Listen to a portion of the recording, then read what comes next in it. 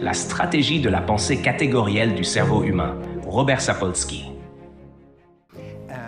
Lorsque nous faisons face à des problèmes désordonnés et compliqués, qui nécessitent une réflexion de manière fortement interconnectée, nous développons tous des stratégies pour simplifier les choses.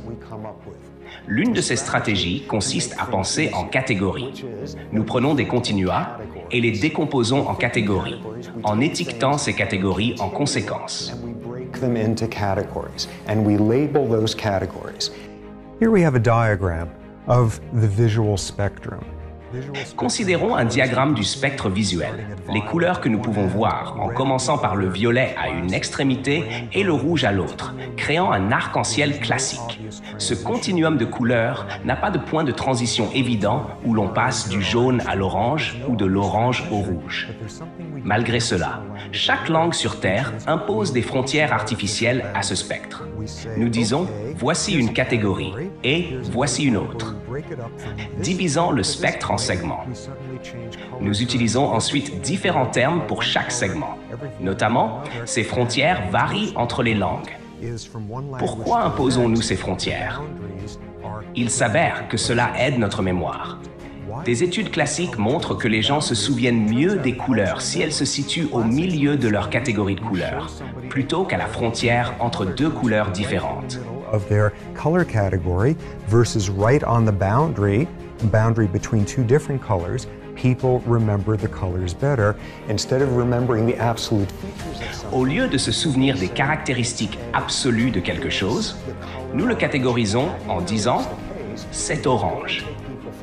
Des preuves de cela peuvent être trouvées en examinant des personnes de différents groupes linguistiques.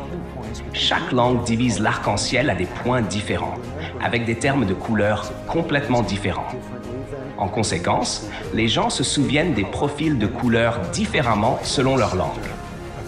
Si une couleur se situe au centre de la catégorisation des couleurs de quelqu'un, dans le milieu de la gamme qui compte comme cette couleur, ils se souviennent beaucoup mieux s'ils ont vu cette couleur que si elle se trouvait à la frontière. Ce phénomène varie en fonction de la langue. Nous décomposons les continua en morceaux parce que cela rend les faits plus faciles à gérer. Penser en catégories nous aide à mieux nous souvenir et évaluer les informations. Il s'agit d'une réponse cognitive classique aux questions compliquées. Cependant, il y a des problèmes avec la pensée catégorielle. Une trop grande attention aux frontières peut obscurcir la vision d'ensemble, nous faisant voir uniquement les catégories. All you see are categories. What you do in this case is you show somebody a pair of colors.